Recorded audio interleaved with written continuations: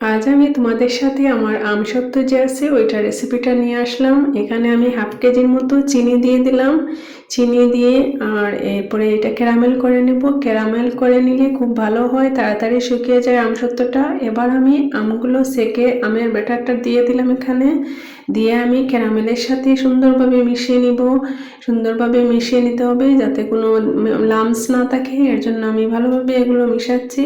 মিশিয়ে তারপর হচ্ছে আমি এই যে সবগুলো ব্যাটার দিয়ে দিচ্ছি, দিয়ে ভালোভাবে মিশাবো। মিশানোর পরে আমি এখানে অ্যাড করব হচ্ছে চিলি ফ্লেক্স, এরপরে হচ্ছে লবণ। এই তো এগুলা দিয়েই মানে ভালোভাবে অ্যাড করে নিব। মিশিয়ে নিয়ে তারপর হচ্ছে আমি এই যে ক্যারামেলটা আছে ওইটা যেন খুব সুন্দরভাবে আমের সাথে মিশে যায়, কালারটাও অনেক সুন্দর আসে ক্যারামেল করে দিলে। তাই আমি সরাসরি চিনিটা না দিয়ে ক্যারামেলটা দিয়ে দিই। ক্যারামেল দিলে খুব সুন্দর একটা কালার হয়, মনে হয় এই যে কেনা ম্যাঙ্গো বার যে আছে ওইগুলোর মতো সুন্দর একটা কালার হয়ে যায়। তাই আমি সবসময় আমসত্ত্বর মধ্যে ক্যারামেল তৈরি করে দেই। এই যে ক্যারামেলটা একটু শক্ত হয়ে গেছে, সমস্যা নেই, একটু আগুনের লাগলে আবার ঠিক হয়ে যাবে, সুন্দরভাবে গলে গলে মিশে যাবে সব কিছু।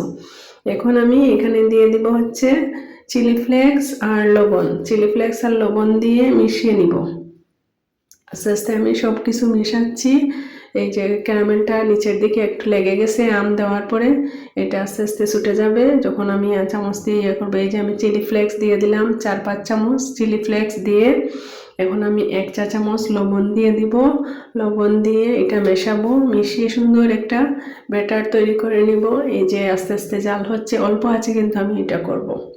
এরপরে হচ্ছে আমি একটু জিরা দিয়ে দিলাম, হালকা একটু জিরা দিয়ে লবণ দিলাম।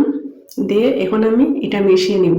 মিশিয়ে নিলে সুন্দর একটা ব্যাটার তৈরি হয়ে যাবে। এই যে ক্যারামেলগুলো মিশে গেছে, মিশে কালারটা সুন্দর একটা চিলি ফ্লেক্স দেওয়ার পরে সুন্দর কালার হয়ে গেছে।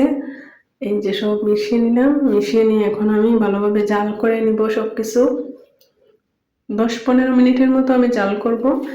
জাল করার পরে আমি চুলা থেকে নামিয়ে গরম গরম অবস্থায় একটা ট্রেতে ঢেলে নিব। মানে ট্রেতে আমি তেল মাখিয়ে নিব প্রথমে, তারপর হচ্ছে ব্যাটারটা ঢেলে নিব। ঢেলে নিয়ে ট্যাপ ট্যাপ করে আমি এটাকে সুন্দরভাবে মসৃণ একটা তৈরি করে নিব, যাতে সুন্দর একটা এই যে আমার আমসত্ত্বটা শুকিয়ে গেছে।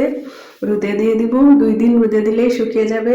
সবগুলো খেয়ে শেষ হয়ে গেছে, লাস্ট মোমেন্টে এটুকুই ছিল। এখন এটাই আমি তোমাদের সাথে শেয়ার করে নিলাম। এই যে আমার আমসত্ত্ব রেডি হয়ে গেছে। সবাই অনেক বেশি ভালো থেকো। আমার আমসত্ত্ব শেষ মুহূর্তে এটাই আছে, 6 বারের মতো আমি রেডি করছিলাম, আমি শেষবারের মতো এটুকুই আছে। আল্লাহ হাফিজ।